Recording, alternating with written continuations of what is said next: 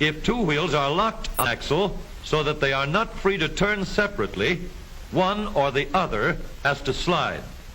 So engineers had to find a way to connect both rear wheels to the engine without sliding and slipping on turns. The device which makes this possible is a part of the rear axle.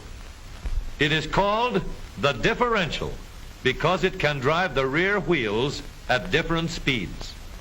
The differential looks complicated, but once we understand its principle, it is amazingly simple. These two wheels are mounted on separate axles and supported by a frame so that they can revolve freely at different speeds. Let's fasten a spoke on the inner end of each axle so that by turning the spokes, we can turn each wheel separately. With a bar or crosspiece, we can turn both wheels in the same direction at the same rate of speed. Let's get something to hold this bar in place so that it will press against the spokes. Notice that this support is not locked to the axle. It turns freely. Now we can spin the wheels by rotating the support.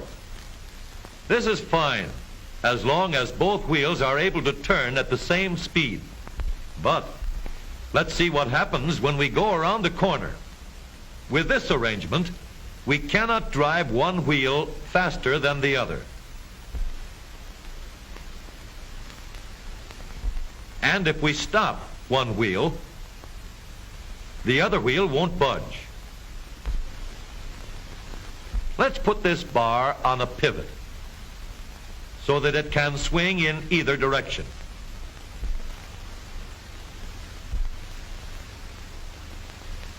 Now, the bar can still turn both wheels at the same speed. And because it pivots, it lets one wheel turn even when the other is stopped.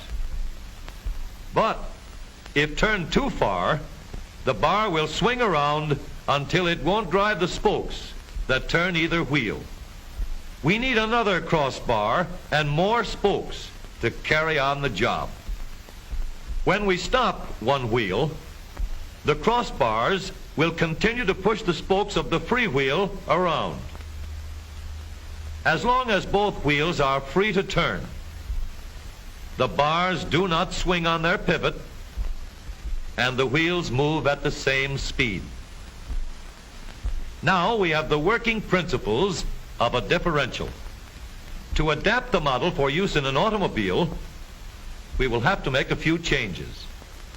In order to reduce the jerky action caused by wide spaces between the spokes, we will put in more spokes. Further filling in the spaces between the spokes gives steadier, more continuous action, and changing the shape gives firm, constant contact. Now we can make the gears thicker and stronger, and we have differential gears. The edges are cut so that they will fit together more smoothly and silently, and another gear is added to share the work of driving the axles. The principle is the same. In order to turn the support and drive the wheels, we can fasten a large gear here, connected by a smaller gear to a source of power.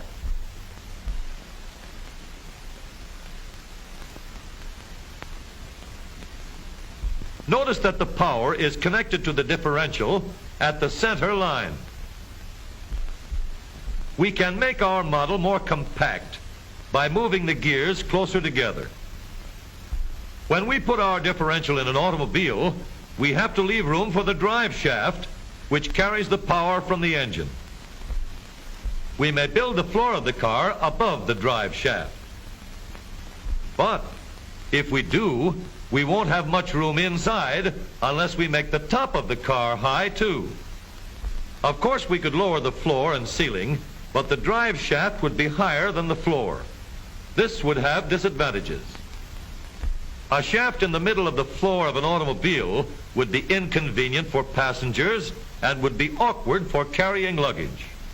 Today, engineers have found a way to make the car roomier and closer to the road without a clumsy shaft above the floor.